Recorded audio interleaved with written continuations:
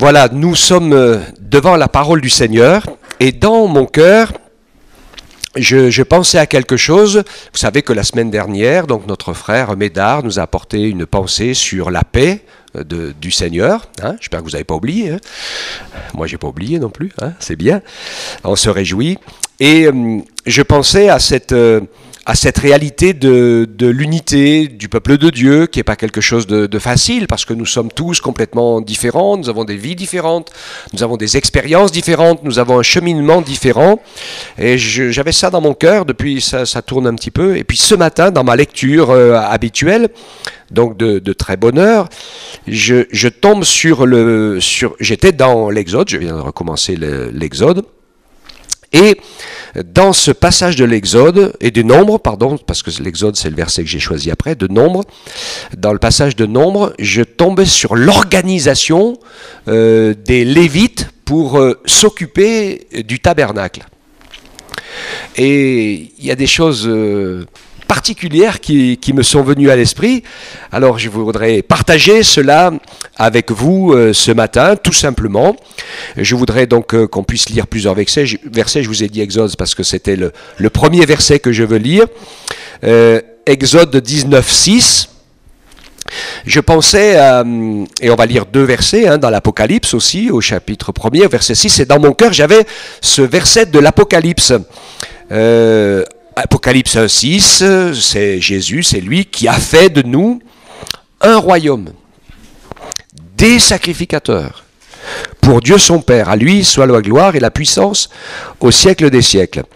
Et en regardant dans la parole, je me suis aperçu que, en fait, ce verset du livre de l'Apocalypse, il est déjà cité presque pareil dans ce moment de l'organisation du peuple d'Israël dans l'Ancienne Alliance, c'est Exode 19,6. Où il dit, vous serez pour moi un royaume, des sacrificateurs et une nation sainte. Voilà les paroles que tu diras aux enfants d'Israël. Alors on sait que les sacrificateurs, le souverain sacrificateur dans l'Ancienne Alliance, était issu donc de la tribu de Lévi, une famille bien particulière, et à qui Dieu a donné un rôle particulier qui a été celui de gérer les sacrifices et la vie purement spirituelle du moment, hein, et qui était, comme un message prophétique sur le sang innocent versé pour couvrir le péché du coupable. Et vous savez que c'était instruit comme ça dans la loi, hein, celui qui avait péché, qui était coupable, il venait et il offrait un sacrifice. Et c'est important de comprendre que Dieu n'était pas quelqu'un qui aimait voir des milliers de sacrifices. Ce qu'il aimait voir, c'est des milliers de gens qui avaient un esprit de repentance, de regret de leur péché, et qui savaient que c'était important de venir chercher le pardon de Dieu. Et donc, au travers de cela, oui, les Lévites assumaient ce travail-là très particulier. Mais quand Dieu, ici dans l'Exode, parle, il ne parle pas des Lévites ici uniquement, il parle de tout son peuple d'Israël. Et quand on lit les Écritures, on s'aperçoit que c'était pas évident, mais à l'arrivée de Jésus, et même dans l'Ancienne Alliance, le peuple d'Israël avait une identité forte sur la connaissance de Dieu, de l'Éternel, et c'était une référence pour les nations autour, où ils avaient de la crainte. Et il y avait des gens partout qui lisaient la Torah et qui s'intéressaient à ces choses-là. Et donc c'était un peu une nation phare. C'était l'Ancienne Alliance. Hein. Mais il y a des choses qui se ressemblent aujourd'hui. Hein. Puisque le Seigneur parle de nous, son peuple, ses enfants, son Église, son royaume. Et il dit, il a fait de nous aussi un royaume, des sacrificateurs, pour Dieu son Père. À lui soit la gloire. Et on sait que les religions ont déformé cette notion de sacrificateur. Parce que sur cette notion de sacrificateur, ils ont tordu les choses pour pouvoir mettre des hommes entre Dieu et les gens.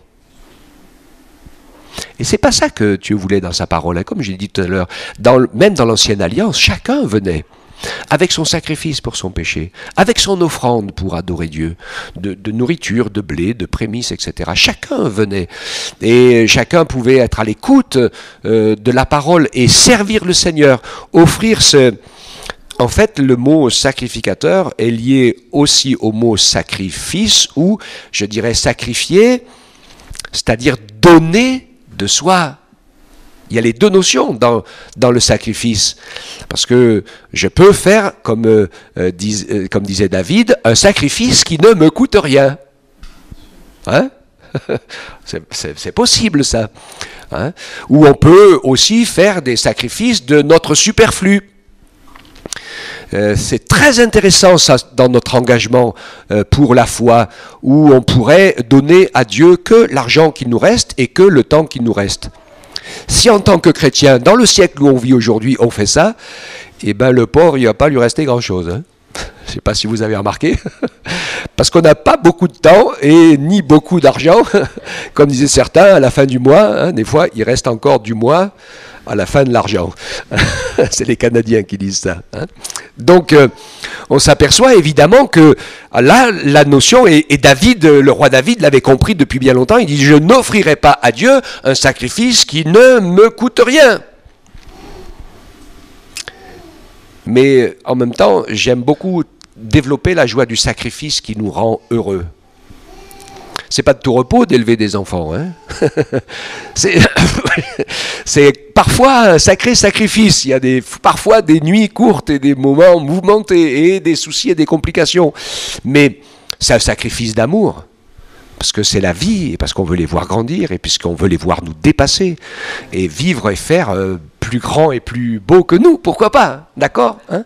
Et donc, je veux pas qu'on cultive cette notion de sacrifice en disant « Ah oui, c'est vrai, j'aurais pu faire quelque chose d'autre, tu vois, Seigneur, hein, je te le donne à toi. Hein. » Mais il faut vraiment que ce soit un sacrifice d'amour, tout ce qu'on fait. D'ailleurs, si c'est pas comme ça n'a pas beaucoup de valeur aux yeux de Dieu. Hein? Et il faut que ça ressemble et ça a l'impression et la réalité d'un don de soi. Cette pauvre veuve, quand Jésus regardait ceux qui mettaient dans le tronc, vous vous rappelez, hein, il disait il n'y a pas de souci, il y en a plein, ils ont mis beaucoup, c'était intéressant, ils ont mis de leur superflu. Mais elle qui avait pas beaucoup, elle a mis de ce qu'elle avait pour vivre. Hein? Et donc elle a partagé sa réalité. Personnellement, vous savez, quand je parle de la dîme, je pense que dans le Nouveau Testament, la notion de dîme, elle s'efface un peu dans le fait que si on comprend bien comment vivait la première Église, c'est que tout appartient à Dieu. Pas la dîme, tout. Et qu'il nous donne tout ce dont nous avons besoin. Mais il est quand même prioritaire en tout lieu et en tout temps. Dans ça et dans tout le reste. Et ça, c'est important. Alors, j'en arrive à mon message. Je vous proposerai de relire le début des Nombres. Bon, le premier, il fait la généalogie, ça nous semble moins important pour nous, ça l'est beaucoup pour Israël. Pour nous, ça l'est peu parce qu'on n'est pas juif, donc ça nous correspond moins, mais c'est quand même important d'avoir son nom écrit quelque part. Les Juifs avaient leur nom dans leur généalogie, ils prouvaient qu'ils étaient du peuple d'Israël. Et nous, si on n'a pas notre nom dans le livre de vie, ça va pas le faire, hein, d'accord? Donc c'est important pour nous tout cela quand même aussi, ça nous parle et ça nous enseigne. Alors, on voit l'organisation et le fonctionnement. Je ne peux pas tout vous lire, hein, je vais arriver vers la fin, entre 46 et 49, et tous ceux des Lévites que dénombrèrent Moïse, Aaron et les chefs d'Israël, selon leur clan, selon leur famille. On est dans la tribu Lévite ici, hein, qui n'est pas le même comptage que les autres. Depuis l'âge de 30 ans et au-dessus, jusqu'à l'âge de 50 ans, tous ceux qui pouvaient entrer en service comme serviteurs et porteurs dans la tente de la rencontre, tous ceux qui furent dénombrés étaient 8580. Ah, ça c'est un beau chiffre, ça me plaît bien. Hein. Non? Ça vous parle pas? Ouais, la Creuse, 8580. Ouais, Lévite, sacrificateur. Alléluia, ça serait intéressant. Hein. Amen, Seigneur. On les dénombra sur l'ordre de l'Éternel par l'intermédiaire de Moïse, en indiquant à chacun son service et sa charge. Et on les dénombrera comme l'Éternel l'avait commandé à Moïse. Alors, j'ai pas le temps de vous le lire, mais c'est juste avant. Et j'étais impressionné, en fait, de voir que toute cette tribu de Lévi qui faisait fonctionner le tabernacle, c'était une fourmilière, en fait. Dans le montage, le démontage, le transport de chaque pièce qui avait son importance. Alors, je pense que parmi les plus grosses pièces au portage, au poids et au volume, c'était les tentes qui recouvraient le tabernacle, parce que le tissu, c'est très très lourd. Et puis tout de suite après, les piliers qui le construisaient, vous savez, je n'ai pas le temps de vous faire les détails, mais tout cela nous parle de Jésus. Dans les matières, dans les couleurs, dans les formes, dans la manière de faire. C'est une prédication de l'évangile prophétique avant l'heure. Mais moi, je vais revenir simplement aux détails matériels. Et je sais que, rapidement, comme cela, quand vous regardez une des nombreuses planches qui construisaient les murs du tabernacle, faisait environ 47 ou 48, c'était une coudée, hein, dans leur, comment on va dire ça, la grande largeur, qui allait d'une planche à l'autre. Ça faisait à peu près 15 à 20 cm en épaisseur. C'était assez important parce qu'il y avait aussi une barre cachée qui était au milieu. Il y en avait sur le bord dans les anneaux, et puis il y en avait une cachée au milieu qui est le lien de l'amour et du Saint-Esprit. Hein. C'est super important. Donc en bois plein, d'acacia, recouvert d'or, donc sur une hauteur qui était un peu, je pense, entre 2,50 m et 3 mètres, c'était 2,77 m ou 18, quelque chose comme ça. Donc vous les gars, là, les hommes qui faites du bois et tout ça, est-ce que vous pouvez vous imaginer le poids d'une planche qui mesure 50 cm dans sa grande largeur, qui mesure 2,70 m dans sa hauteur, 15 cm dans son épaisseur et recouverte d'or? Qu'est-ce que ça vous dit à peu près? Ça, c'est une bonne réflexion. Il ne faut pas être tout seul pour la porter. Pendant que je marchais à pied ce matin en venant à l'église, j'étais en train de faire mon calcul. Je me suis dit, allez, autour de plus ou moins 400 kilos, quoi, dans ces eaux-là, à quelque chose près. Ouais. Hein? Alors, si tu fais le calcul sur un portage normal, je me dis, c'est un bon chiffre pour les porter et les déplacer, c'est 8. Ça fait un petit peu moins de 50 kilos chacun. 8, solide, hein, ouais. Parce que quand vous avez fait les déménagements, hein, les frangins, vous vous rappelez les uns les autres, hein, déjà quand vous avez un meuble qui commence à peser 70 ou 80 kilos, on s'y met à 4, on n'est pas bien. Hein. C'est, comme on disait toujours chez nous, c'est à porter, c'est comme un âne mort. Bon, et donc on voit cette réalité. Alors on sait qu'après, quand vous regardez beaucoup plus loin, dans les offrandes qui ont été faites, il y a eu des chariots qui ont été donnés. Parce que pour une partie des Lévites, des familles de Lévites, eh bien eux, il y en avait qui étaient des porteurs. Et il y en avait une autre partie de la famille qui étaient des porteurs à la main. Parce que les instruments qui étaient dans le tabernacle, l'arche de l'alliance, le chandelier, l'autel des parfums, l'autel de bronze, eux, ils devaient être obligatoirement portés à la main. Vous savez ce que ça a coûté à quelqu'un qui a mis la main dessus une fois, plusieurs siècles après. Et donc après, le reste des matériaux étaient mis sur des chariots. Donc il y avait des crochets, il y avait des cordages, il y avait les tentures blanches qui faisaient tout le tour, et puis toutes les épaisseurs de tente au-dessus du tabernacle. Vous imaginez, les planches étaient posées chacune sur 2 socles d'argent qui pesaient 1 talent chacune. Donc c'est un peu moins de 50 kilos. Donc vous faites le double, je crois qu'il y a une vingtaine de planches comme ça, il y en a une dizaine au fond, une autre vingtaine de l'autre côté, vous faites le nombre, vous multipliez tout ça par 2, et sur le poids, plus sur le volume, plus les ustensiles, les coupes, tout ce qu'il fallait pour entretenir le feu, etc., ben finalement, je me dis que comme ça, il y avait certainement du boulot pour tout le monde. Hein? Ils n'étaient pas de trop, et quand il fallait tout démonter pour s'en aller, il y a des fois, ils démontaient un jour, il restait un jour, la nuée s'élevait, Et quand la nuée s'élevait, allez, on passait en démontage parce que le Seigneur les emmenait à un autre endroit. Alors parfois ils ont resté quelques années sur le même endroit, et parfois quelques semaines, parfois quelques mois, parfois un jour ou deux ou trois. Donc fallait être sensible à la direction du Saint-Esprit, bien sûr, mais c'est pas mon propos de ce matin. L'idée que j'ai ce matin, c'est en fait une sensibilité ensemble, une cohésion indispensable, où chacun devait être à sa place, à son service et à sa charge. Pour que tout cela donc fonctionne dans cette construction, on retrouve les choses, on retrouve les mêmes choses après avec le temple, hein, c'est différent puisque le temple se retrouve à être une construction en dur qu'ils ont mis 7 ans à faire, mais après c'était vraiment super intéressant parce que quand ils ont construit le temple, il ne fallait pas qu'il y ait de bruit de marteau, de ciseaux, etc. Et donc chaque pièce était travaillée à part pour être préparée à être collé et jointé avec la suivante. Ça me parle, moi, ça.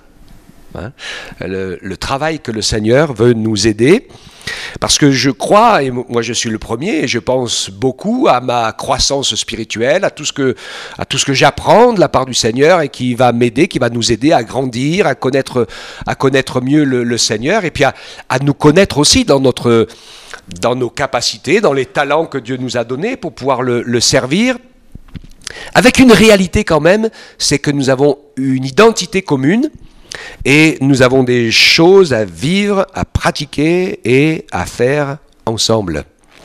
Amen. On va le lire avec les versets qui suivent. Alors l'idée que j'avais tout de suite, c'est que Jésus est venu. Et quand on fait le lien avec le tabernacle, en fait, on voit que Jésus, pour se mettre à la portée des hommes, il s'est mis dans un corps comme le nôtre. Et dans ce culte qu'on retrouve de l'Ancienne Alliance, j'ai pris cette image-là, mais bon, l'image est infinie. C'est comme si Jésus, il est le contenu, il est la vie. C'est le cœur qui bat. D'accord ? Tout est en lui. Il est l'agneau immolé, le sang du sacrifice. Il est l'eau de la parole dans la cuve d'airain par son esprit. Il est la porte, les rideaux du temple, qui ont toutes les couleurs. Vous vous rappelez quand on a fait l'étude de l'Apocalypse, quand on parlait des couleurs du rideau du temple, qui sont les couleurs et les matières, les vocations de chaque évangile, liées avec l'animal et la bête à 4 visages, à 4 faces, etc. Hein, c'est toute une cohésion incroyable entre l'ancien et le nouveau. C'est la sagesse de Dieu et sa révélation, elle est extraordinaire, impressionnante. Donc il est la porte pour nous permettre de venir dans sa présence, pour commencer, et puis la porte aussi qui nous permet d'entrer dans la nouvelle alliance avec le voile déchiré de ce que Jésus a pardonné nos péchés et qui nous permet de pouvoir directement par son esprit avoir une relation bénie avec notre Père Céleste qui nous a adoptés. Amen. Mon papa du ciel. C'est comme ça que Jésus l'appelle à un moment donné. Quand il dit Abba, Père, Abba c'est la traduction de papa. Hein? Et il veut être notre papa dans ce sens-là. Comme nous, on a l'habitude de le dire, ça veut dire la même chose. Donc c'est super important. Donc la porte, le Saint-Esprit qui est l'huile du chandelier, l'huile de l'onction, le pain de vie. Ça vous rappelle tous ceux qui ont lu un peu le tabernacle, hein, le pain qui était renouvelé et mis sur la table. Et puis la lumière du chandelier, la sainteté. Et puis il y avait l'autel des parfums aussi, qui est la prière. Et l'autel des parfums, il nous est commun. C'est le point de rencontre. Parce que Jésus prie et intercède pour nous, parce que Dieu est à l'œuvre. Et c'est pas la même prière, parce que nous on prie pour nous adresser à Dieu, pour lui demander des choses. Et on a une notion de prière qui a un peu une dimension déformée, religieuse. Et on doit se délivrer de cette notion pour entrer dans une prière qui est un dialogue, de parler avec le Seigneur. Parce qu'il est là, il habite par son esprit en chacun d'entre nous. Mais la prière, la vraie prière, elle est dans l'autre sens. Parce que Jésus prie pour nous, mais Dieu nous prie aussi, au sens de la vraie prière. C'est-à-dire qu'il nous cherche, il nous parle, Il nous appelle, il nous interpelle. Écoute-moi. Fais-moi de la place dans ton cœur. Regarde le chemin que je vais te montrer. Apprends de moi. Vous pensez à ce sens de la prière, qui n'est pas religieux ou mystique, voyez, hein, mais de ce que Dieu désire nous rencontrer. Il désire que nous vivions avec lui à ses côtés, comme ses enfants.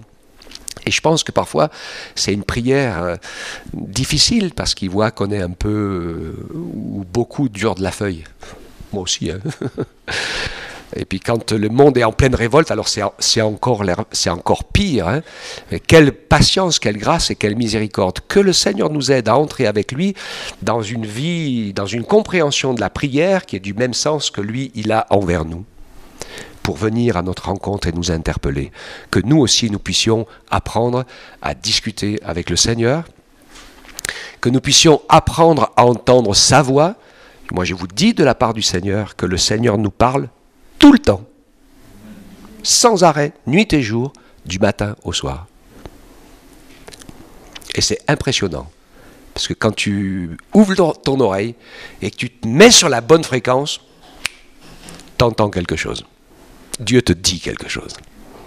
Toujours. Hein? Alléluia, c'est vraiment extraordinaire.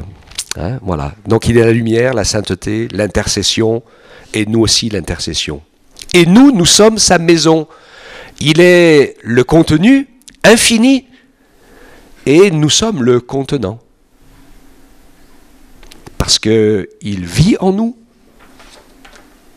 Nous sommes appelés à être le temple du Saint-Esprit. 1 Corinthiens 3,16. Ne savez-vous pas que vous êtes le temple de Dieu et que l'Esprit de Dieu habite en vous?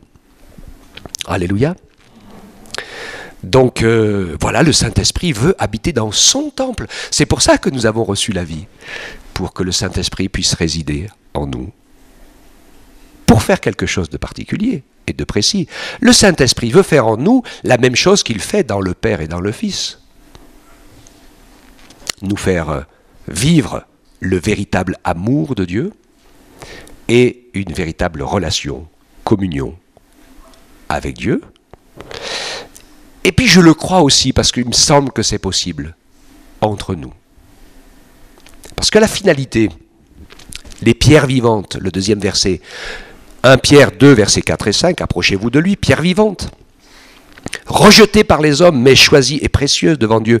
Et vous-même, écoutez bien ça, et vous-même, comme des pierres vivantes, édifiez-vous pour former une maison spirituelle, un saint sacerdoce, afin d'offrir des victimes spirituelles agréables à Dieu par Jésus-Christ. Amen. Je vous parlais de la construction du temple, hein, et la construction d'une maison, c'est particulier. Je ne sais pas si il y en a qui ont fait les maçons un peu, oui, tout le monde l'a fait un petit peu. Hein. Même si vous achetez des bons parpaings ou des briques et tout ça, si on les pose comme ça, c'est pas si évident. Il y a plein d'imperfections.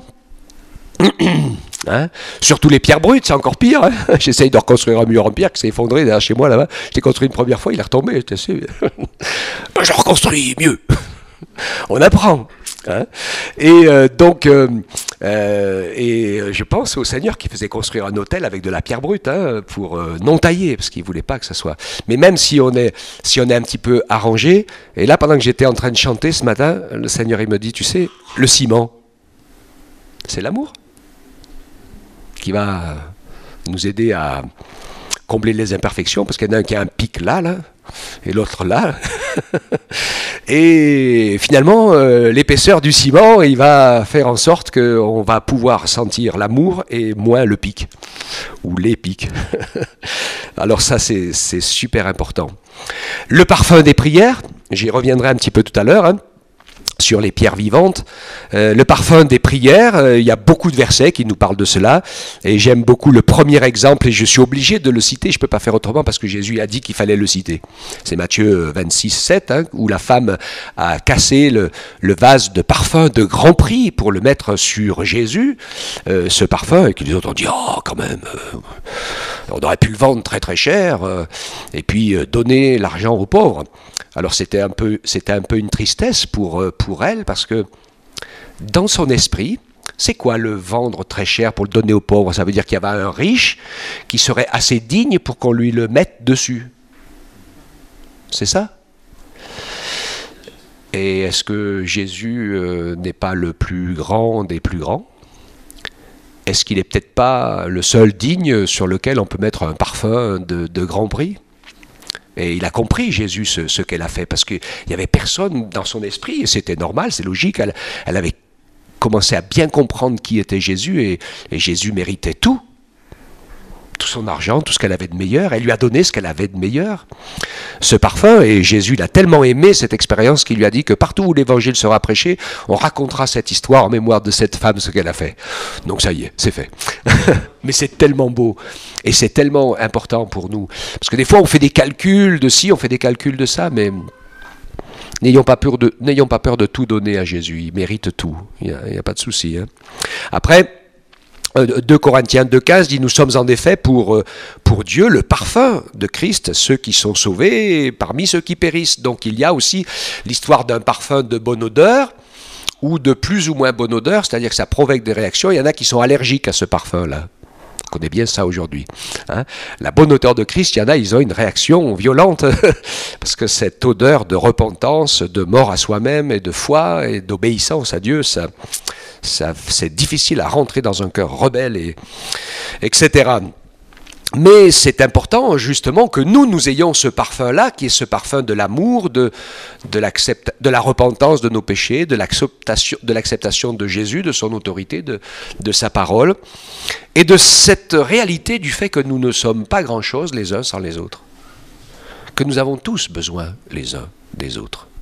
Et Dieu veut nous encourager dans ce sens-là. Et puis, Apocalypse 5,8, quand il eut pris le livre, les 4 êtres vivants, les 24 vieillards se prosternèrent devant l'agneau, tenant chacun une harpe et des coupes d'or remplies de parfums, qui sont les prières des saints. Amen. Parce que nous avons aussi des demandes, hein, et nous attendons au Seigneur et nous comptons sur lui. Amen. Il est fidèle dans sa grâce. Donc, on se rappelle cette réalité. Je ne sais pas si vous arrivez à voir, je voyais dans mon esprit cette fourmilière de ces hommes-là qui étaient au travail. Et les femmes, elles avaient participé beaucoup à la fabrication des choses, et je pense qu'elle devait aussi participer tout à fait au montage dans la tribu, mais pas tout à fait. Bon, les hommes c'est plus fort quand même, hein, pour porter les poids comme ça, il faut. Et donc la nécessité de bien préparer, de s'organiser, d'amener les pièces les unes après les autres au bon moment, etc., pour arriver à faire cette construction. Et nous rappeler donc que nous, 2 Corinthiens 4,7, c'était le premier verset, hein, nous sommes des vases de terre, nous portons ce trésor dans des vases de terre afin que cette grande puissance soit attribuée à Dieu et non pas à nous. Amen. Hein, donc nous sommes ces vases de terre, mais nous sommes remplis de son esprit, de son amour et de sa présence. Donc Jésus veut nous entraîner à former ensemble un royaume à son image. Parce que, donc je ne reviens pas sur ma prédication sur la Trinité, mais quand même, on sait très bien que le Père est, le Fils est, l'Esprit est, mais ce qui fait que c'est un Dieu puissant et glorieux, un Dieu indivisible, complètement indivisible, c'est parce que c'est un Dieu d'amour et de sainteté, et que l'amour et la sainteté et la vie unissent chacun de manière complètement inséparable. Et Jésus nous invite à aller à la recherche de ça. C'est pour ça que ceux qui croient qu'il n'y a pas de Trinité se trompent grandement, parce qu'il dit, ils se servent des versets dans l'évangile de Jean, de la prière sacerdotale, etc. Et ils en oublient un peu la moitié, parce que quand même, Jésus parle de son unité avec le Père, qui semble quelque chose de presque comme si c'était la même personne. Ils se servent de cela, mais Jésus nous invite quand même et il nous dit, vous aussi, soyez un.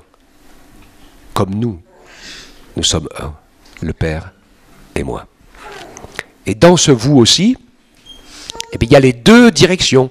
Parce que pour être un, eh bien, c'est un avec Dieu et un avec mes frères et sœurs. Et ça, c'est pas évident, hein. Mais je pense que c'est vraiment quelque chose qui doit être dans notre cœur.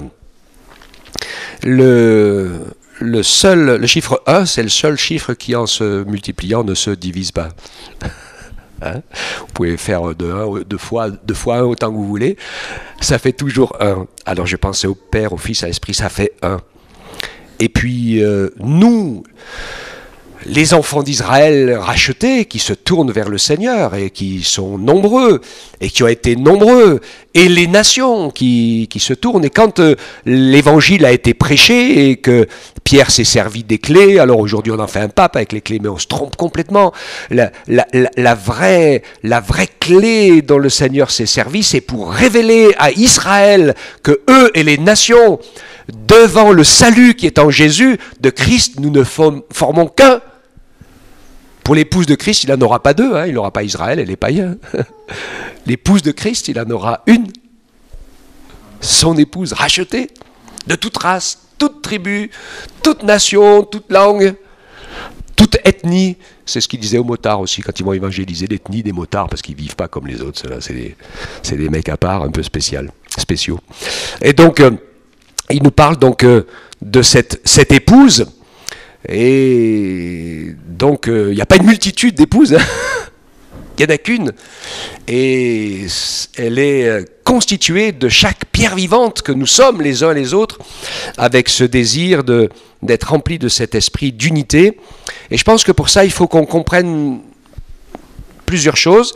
C'est qu'on ne peut rien sans Jésus. On ne peut rien sans Jésus. Et on n'est rien sans les autres. On n'est rien sans les autres. Vous imaginez tout seul? Je voulais faire tout seul. Rien du tout. Je ne servais à rien tout seul. Hein? Je ne sers à rien tout seul. Et il n'y a qu'ensemble que les choses se font, qu'on a des plans, des idées, on a besoin les uns les autres, etc. Et puis on avance ensemble.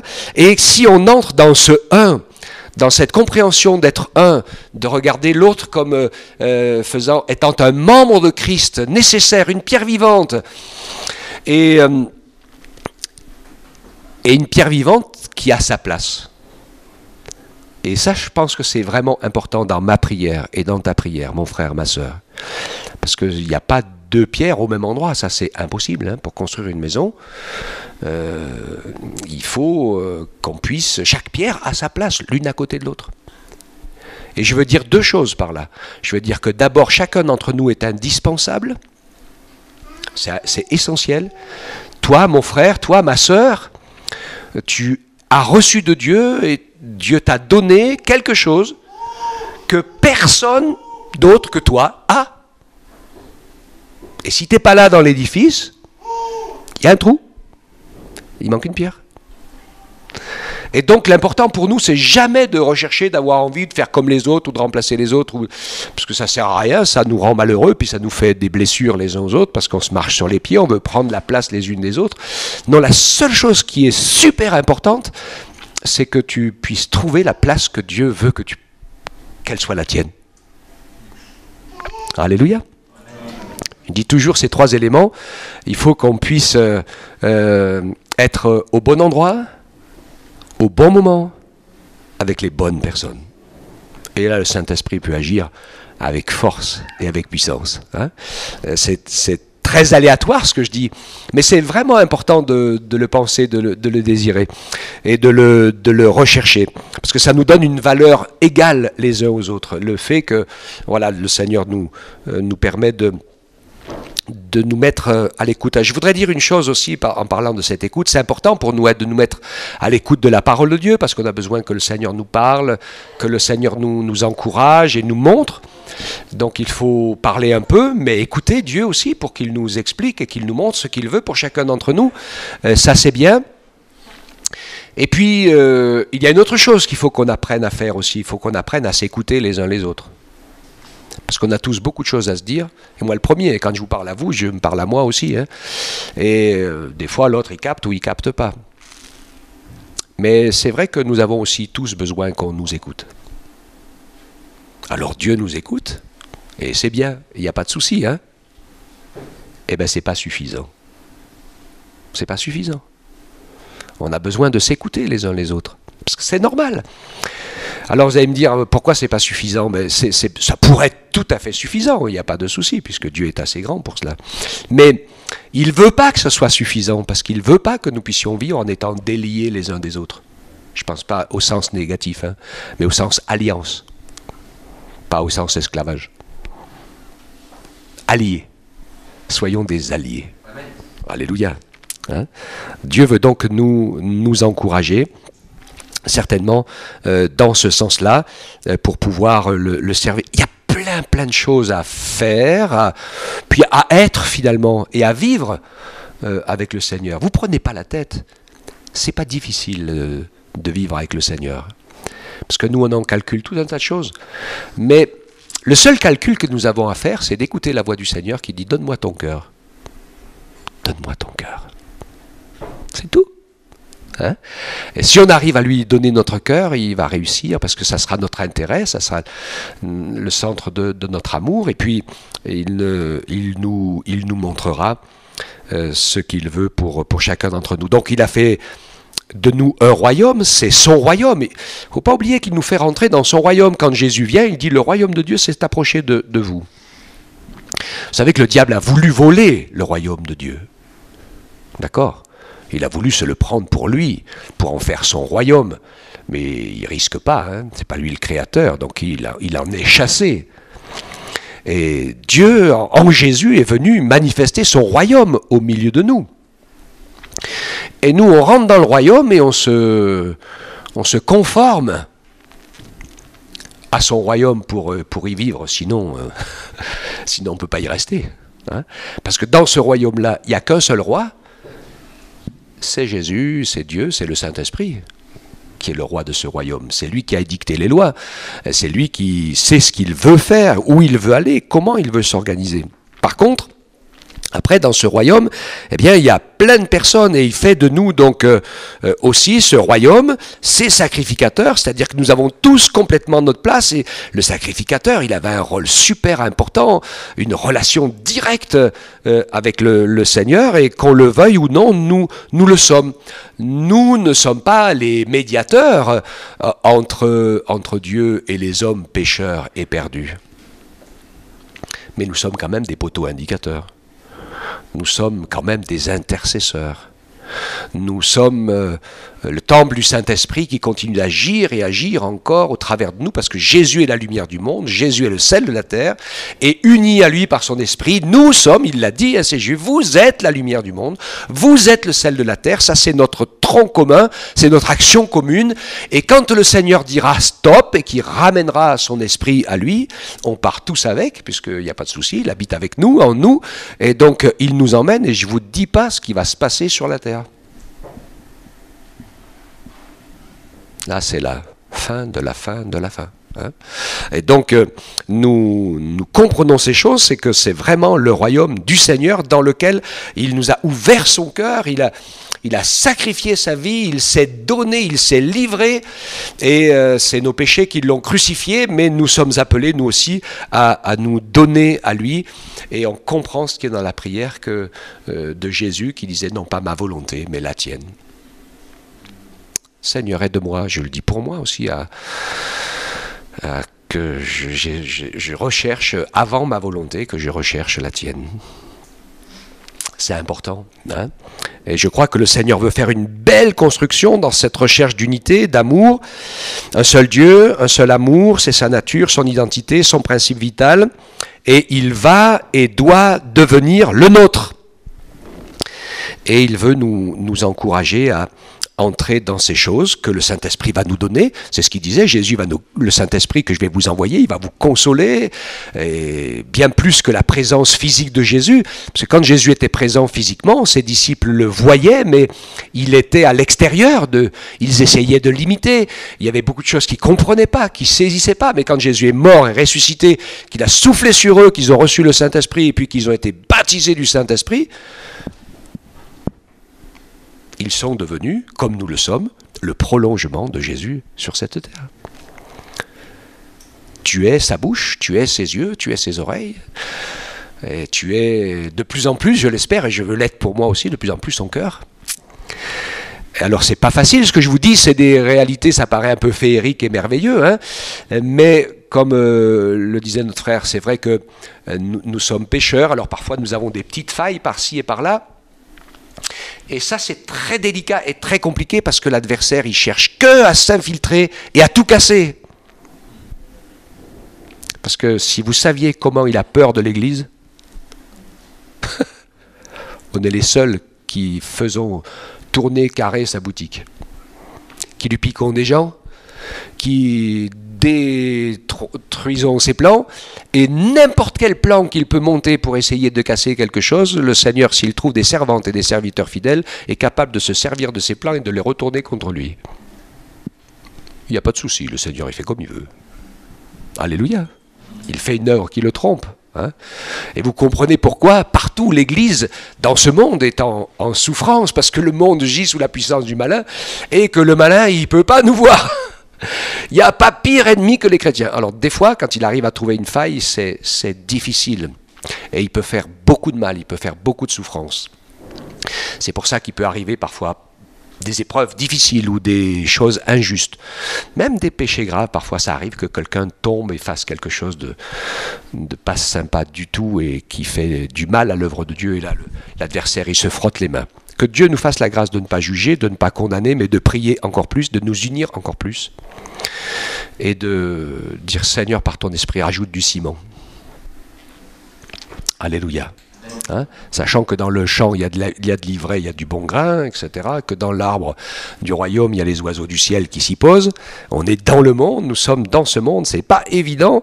Et Dieu veut nous encourager et nous fortifier pour pouvoir le servir. Non, cette recherche n'est pas utopique d'unité, d'amour, de service. Et je reviens donc, et je vais terminer avec cette image du tabernacle où le Seigneur nous encourage à vivre des choses en commun. Essayons de prendre soin les uns des autres, prions les uns pour les autres, et on le fait, je le crois, et personne d'entre nous n'est parfait, mais il faut qu'on puisse compter sur le Seigneur et puis qu'on fasse des expériences avec lui. On ne veut pas être des religieux qui viennent juste le dimanche au culte, voilà, mais Dieu veut nous encourager à faire des expériences avec lui, à vivre une vie dans son esprit renouvelé, que nous faisions des expériences ensemble. C'est pour ça que c'est intéressant et c'est bon de faire des choses ensemble. Quand on peut faire des choses pour le Seigneur ensemble, à plusieurs, à quelques-uns, un service, un autre, moi ça me fait penser à ce montage du tabernacle, parce que c'est une... Il faut, moi je prie de tout mon cœur depuis pas mal de mois pour que le Seigneur nous aide à vivre un vrai évangile, parce qu'on a la tendance de vivre un évangile désincarné. Vous savez, ça veut dire désincarné. Ben c'est tout simple, c'est dimanche, ça va bien? Oui, oui, ça va. N'importe qui me dit ça. Puis après j'apprends que ça va pas bien du tout. Ben c'est pas normal. Parce que si tu vas pas bien, eh ben, demande à un frère, une sœur, à quelqu'un que tu aimes, à quelqu'un qui t'est cher, explique-lui et demande-lui de prier. Alléluia. C'est nécessaire, il faut le faire. Dieu veut nous encourager à pouvoir vivre un évangile qui est vrai, qui est tout simple. Vous avez remarqué, dans les épîtres de Paul, vous avez remarqué, Jésus, il voyait, il y avait des personnes qui lui apportaient qui apportaient de la nourriture, qui faisaient la lessive, ils apportaient, apparemment, ils s'étaient bien organisés, hein, parce qu'ils leur amenaient des vêtements neufs et propres pour changer ceux qui étaient sur la route sans arrêt, etc. C'était super organisé. Hein. Il y avait des femmes de distinction qui s'occupaient de ça, elles géraient les finances, elle gérait l'organisation pratique, c'était super impressionnant hein, quand je regarde ça. Et je relisais dans l'évangile de Marc hier sur le moment de la scène. Vous relirez le passage de l'organisation de la scène, et je pense que quand il dessine dans les tableaux la scène de Jésus avec les 12 et Judas, il se trompe. Ils étaient bien plus que 12. C'est quand j'avais jamais remarqué ça. Et en lisant le texte de Marc, ça m'a frappé à l'esprit et on comprend qu'il y a un groupe de gens qui sont allés avant préparer la Pâque et qui s'étaient prêts, ils étaient tous là et ils attendaient que Jésus arrive avec ses disciples. C'est comme ça que c'est écrit dans Marc. Alors que toutes les histoires qu'on nous raconte sur les femmes et pas la Sainte Seine, tout un tas de choses qui sont de la déformation. Mais si on regarde bien la parole, le Seigneur a toujours été avec tous ceux qui voulaient le suivre. Et encore plus à ces moments-là. Même ses douleurs à lui, il a toujours dit ce qui était en train de lui arriver. Alors il n'a pas toujours été compris, mais il l'a dit quand même. D'accord? Pourtant il a besoin de personne, lui, hein, Jésus. Eh bien il a partagé quand même son angoisse et sa souffrance et sa détresse.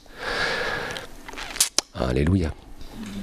Que le Seigneur nous aide à pouvoir nous fortifier, et qu'il nous aide à voir que nous sommes son peuple et qu'il nous aide à jamais oublier que nous allons devenir une seule épouse, donc nous allons aller vers une coordination plus que groupir quelque part là, hein, dans une fonctionnalité où chacun aura sa place dans le royaume du Seigneur, et on l'a déjà, hein.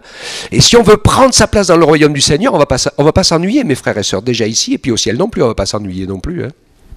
Que Dieu nous fasse la grâce de pouvoir penser à ces choses, parce que c'est ce que le Saint-Esprit est en train de faire, c'est ce qu'il veut faire, c'est ce qu'il fait en nous, et il nous permet de sortir de nous-mêmes pour que nous puissions vivre et que la vie de son esprit circule et circule, parce que c'est comme ça que la vie avance, hein. Vous vous rappelez, j'ai pris cet exemple il y a quelques mois de cela, hein. J'avais dit que si nous prions que pour recevoir, au bout d'un moment on ne reçoit plus rien parce que la bouteille est pleine.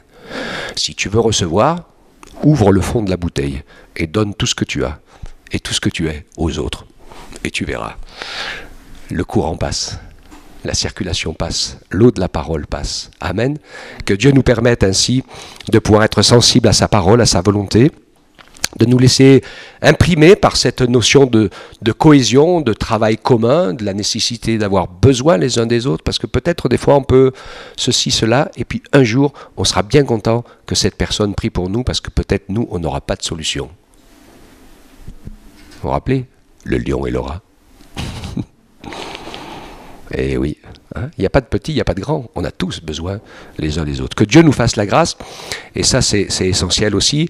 Et pour que ça soit plus facile à vivre, c'est ce que je disais, et je le dis parce que c'est important, il faut apprendre à nous écouter et à connaître. C'est toujours embêtant quand vous avez quelqu'un qui vous écoute jamais et qui vous dit tout ce que vous devez faire. Ça finit par être pénible, et puis on ne l'invite plus après parce qu'on en a marre. Hein? Ouais. C'est des choses simples et pratiques, hein. Mais si on peut se mettre à l'écoute et faire quelque chose, eh bien, sans avoir de compte à demander ou à rendre, eh bien, on va se sentir en sécurité. Et puis on va fonctionner. Alléluia. On prie le Seigneur ensemble. Merci pour ta parole. Elle est tellement merveilleuse. Merci parce que tu es venu au milieu de nous, tu as vécu avec nous, tu as tout partagé avec nous, en commençant par la plus petite place dans cette crèche, et en continuant et en terminant par la place la plus horrible qui soit, la crucifixion et la mort. Il n'y a rien que nous puissions vivre que tu n'aies traversé, et tu l'as fait par amour pour nous, pour pouvoir manifester ta compassion et ta grâce. Merci pour tout, tu nous as tout donné, Seigneur. Je te demande de me pardonner parce que des fois, au lieu de donner, je retiens.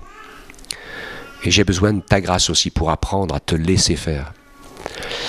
Et m'apprendre et nous apprendre les uns les autres à fonctionner ensemble, à rechercher le bien, ton honneur. Nous mettre à ton service, Seigneur. Nous bénir les uns les autres en ton nom. Merci pour ces moments, merci de ce que ta parole se grave en nous et qu'elle puisse continuer à travailler, nous aider à porter du fruit, pour que nous soyons ces vierges sages, remplies de ton huile sainte, de ton esprit, quand tu vas revenir, trouver en train de grandir et de vivre en toi. Débarrasse-nous de tout esprit religieux, de toute prière formaliste ou de mendiant, ou l'un ou l'autre, ça n'a aucun intérêt. Nous sommes tes filles, nous sommes tes fils, et tu partages ton royaume avec nous. Ouvre mon cœur, ouvre mes yeux, ouvre mes oreilles, pour que et à mes frères et sœurs aussi, pour qu'on voit, pour qu'on entende. Redonne-nous, apprends-nous à vivre la joie de vivre avec toi chaque jour à tes côtés. Parce que tu ne nous demandes pas de décrocher la lune, ni de faire ce qu'on ne peut pas. Tu nous demandes simplement d'être avec toi et de te laisser faire en nous. Change notre mentalité, Seigneur, notre manière d'être, de faire et de voir. Et reforme-nous comme cela te plaît et te sera agréable. C'est vraiment ma prière et je veux croire que c'est celle de mes sœurs, de mes frères aussi ce matin. Sois béni et loué, Seigneur. Aide-nous à vivre dans ta grâce, dans l'amour de ton nom, dans la puissance de ton Esprit Saint.